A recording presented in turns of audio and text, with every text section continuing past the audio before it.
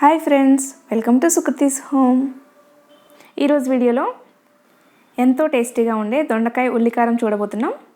ఈ కర్రీ రైస్లోకైనా చపాతీలోకైనా చాలా టేస్టీగా ఉంటుంది.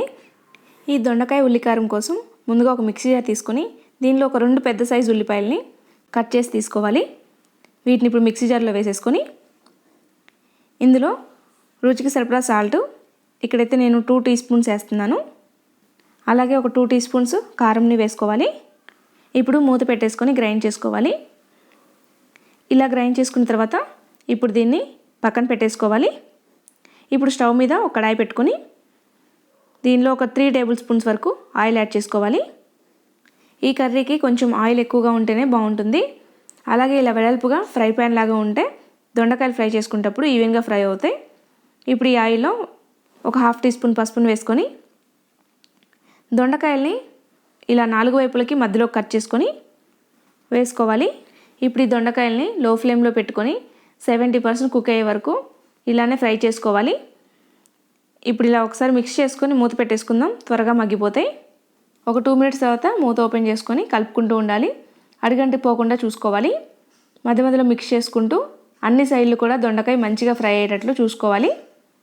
ఇలా మధ్య మధ్యలో మిక్స్ చేసుకుంటూ ఫ్రై చేసుకుంటే 5 to 7 మినిట్స్లో ఇవి ఫ్రై అయిపోతాయి.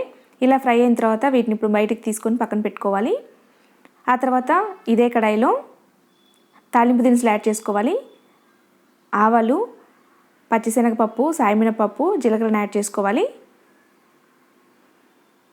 ఈ తాలింపు దినుసులు మొత్తం ఫ్రై అయిన తర్వాత ఇప్పుడు ఇందులో కొద్దిగా కరివేపాకు వేసుకొని ఫ్రై చేసుకోవాలి.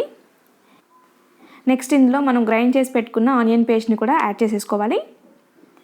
ఇలా మొత్తం అంతా వేసుకున్న తర్వాత మొత్తం అంతా మిక్స్ చేసుకొని ఈ ఆనియన్ పేస్ట్ మగ్గిపోయేలా లో ఫ్లేమ్ పెట్టుకొని మగ్గించుకోవాలి.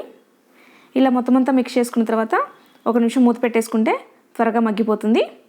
ఒక 2 మినిట్స్ తర్వాత మూత ఓపెన్ చేసుకొని మొత్తం అంతా మిక్స్ చేసుకోవాలి. ఇక్కడ ఆనియన్ పేస్ట్ మొత్తం మగ్గిపోయింది, ఆయిల్ సపరేట్ అయిపోయినట్లుగా అయిపోయింది.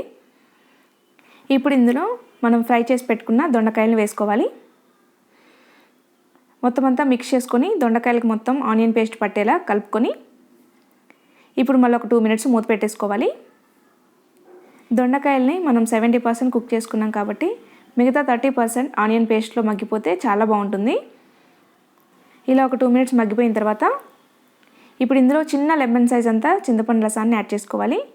చాలా తక్కువ యాడ్ చేసుకోండి, మరీ పుల్లగా ఉన్నా బాగుండదు. ఇప్పుడు మొత్తం అంతా మిక్స్ చేసుకొని ఈ వాటర్ కంటెంట్ ఎగిరిపోయి కర్రీ దగ్గర పడే వరకు ఇలా ఫ్రై చేసుకోవాలి. ఇలా మొత్తం అంతా మిక్స్ చేసుకున్న తర్వాత మళ్ళీ ఒక 2 మినిట్స్ మూత పెట్టుకోవాలి. ఒక 2 మినిట్స్ తర్వాత మూత ఓపెన్ చేసుకొని మొత్తం అంతా మిక్స్ చేసుకోవాలి. ఇలా మిక్స్ చేసుకుంటూ మూత పెట్టుకుంటూ మళ్ళీ ఒక 2-3 మినిట్స్ ఉడికించుకోవాలి. ఇలా ఆయిల్ మొత్తం సపరేట్ అయిన తర్వాత ఇప్పుడు దీనిలో కొద్దిగా కొత్తిమీరని చల్లుకోవాలి. ఆ తర్వాత మొత్తం అంతా మిక్స్ చేసుకుంటే టేస్టీగా దొండకాయ ఉల్లికారం రెడీ అయిపోతుంది.